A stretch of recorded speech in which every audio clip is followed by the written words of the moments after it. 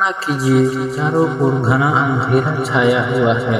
धरती कांप रही है, आकाश में बिजली गरज रही है। देवताओं के चेहरे पर भय साफ दिखाई दे रहा है। ऐसा लग रहा था मानो अधर्म ने पूरे ब्रह्मांड पर अधिकार कर लिया हो। कोई भी देवता उन राक्षसों का सामना नहीं कर पा रहा था, जिन्होंने तीनों लोकों में आतंक फैला दिया था। लेकिन उसी समय एक ऐसी शक्ति प्रकट होने वाली थी, जिसका नाम सुनते ही आज भी बुराइयां कांप उठती हैं। वह थी माँ काली। नमस्कार दोस्तों, आज हम सुनेंगे माँ काली की अद्भुत, रहस्यमयी और प्रेरणादायक कथा। यह केवल एक देवी की कहानी नहीं, बल्कि उस दिव्य शक्ति की गाथा है जो अन्याय, अहंकार और अधर्म का अंत करने के लिए स्वयं प्रकट होती हैं।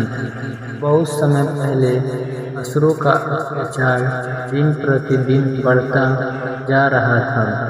शुभ और निशंभु नाम के दो शक्तिशाली राक्षसों ने कठिन तपस्या करके ऐसा वरदान प्राप्त कर लिया था कि देवताओं के लिए उन्हें हराना लगभग असंभव हो गया। उन्होंने स्वर्ग पर आक्रमण कर दिया और इंद्र सहित सभी देवताओं को उनके स्थान से निकाल दिया।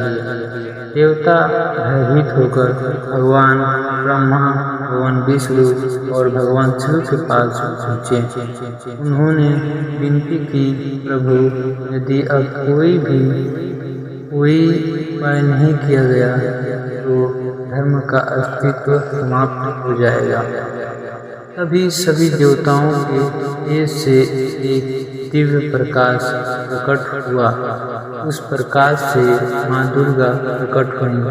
उनका तेज इतना प्रचंड था कि चारों दिशाएं प्रकाश से भर गईं। देवताओं ने उन्हें अपने अपने दिव्य अस्त्र शस्त्र भेंट किए और उनसे प्रार्थना की कि वे संसार को अधर्म से मुक्त करें। माँ दुर्गा ने मुस्कुराते हुए कहा, जब जब अधर्म अपनी सीमा पार करेगा, तब तब शक्ति स्वयं प्रकट होकर उसका अंत करेगी।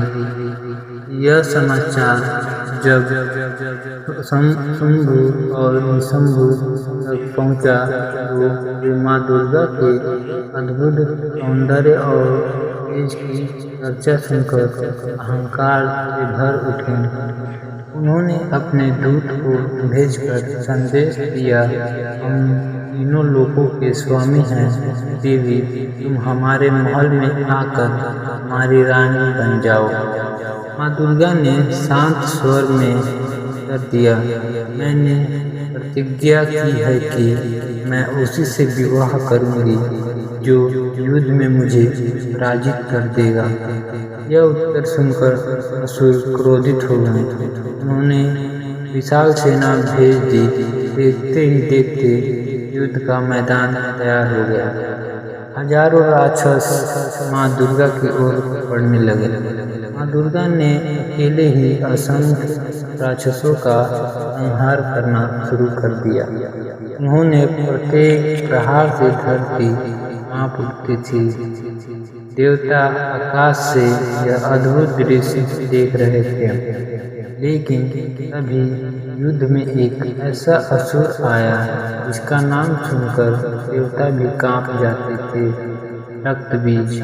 रक्तबीज को ऐसा वरदान प्राप्त था कि उसके शरीर से रक्त की जितनी भी बूंद धरती पर गिरती, उतनी ही नए रक्तबीज पैदा हो जाते हैं। माँ दुर्गा जितनी उस पर प्रहार करती, उतनी ही तेजी से उसकी सेना बढ़ती जाती। कुछ ही समय में पूरा युद्ध क्षेत्र रक्तबीजों से भर गया। ऐसा लगने लगा कि अब इस दैत्य को हराना संभव है। अभी माँ दुर्गा के मुखमंडल पर क्रोध की रेखाएं उभर आईं। उनका तेज इतना बढ़ गया कि पूरा आकाश काला पड़ने लगा। उनके ललाट से अग्नि की एक भयंकर ज्वाला निकली। उस ज्वाला से एक अद्भुत और विकराल स्वरूप प्रकट हुआ। उनका शरीर श्यामवर्ण था, उनकी आंखें अग्नि के समान लाल थीं, खुले हुए केश आकाश में लहरा रहे थे। गले में नरमुंडों की माला थी, कमर में कटी हुई भुजाओं की करधनी, हाथों में भयंकर अस्त्र और उनकी लंबी जीभ बाहर निकली हुई थी। उनके प्रकट होते ही दिशाएं कांप उठी। देवताओं ने श्रद्धा से कहा, जय माँ काली। माँ काली ने भयंकर गर्जना की। उनकी आवाज सुनकर असुरों के हृदय भय से भर गए। उन्होंने युद्धभूमि में प्रवेश किया और बिजली की गति से राक्षसों का संहार करने लगे। लेकिन उनका सबसे बड़ा लक्ष्य था रक्तबीज। माँ काली समझ चुकी थी कि यदि उसके रक्त की एक भी बूंद धरती पर गिरी तो वह फिर जीवित हो जाएगा। इसलिए उन्होंने अपनी विशाल जीभ फैला दी और रक्तबीज पर प्रहार करना शुरू किया। उसके शरीर से निकलने वाली प्रत्येक रक्त की बूंद को वे धरती पर गिरने से पहले ही पी जाती थी। धीरे धीरे रक्तबीज कमजोर होने लगा।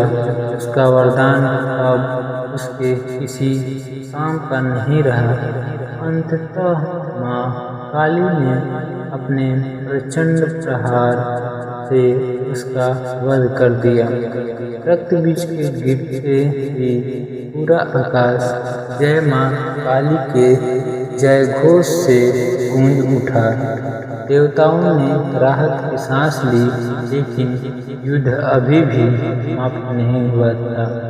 रक्तबीज के अंत की खबर सुनकर शुंभ और निशुंभ क्रोध से जल उठे। उन्होंने स्वयं भूमि में उतरने का निर्णय लिया। उन्हें विश्वास था कि संसार की कोई शक्ति उन्हें पराजित नहीं कर सकती, लेकिन उन्हें यह पता नहीं था कि अब उनका सामना स्वयं काल की शक्ति माँ काली से होने वाला है।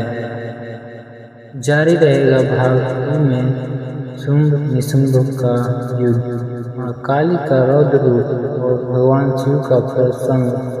इसे सुनने के लिए हमारे चैनल को काली जागरण सब्सक्राइब कर लें और कमेंट में जय माँ काली लिख दें, ताकि इसका भाग 2 हम आप तक पहुँचा सकें। जय माँ काली।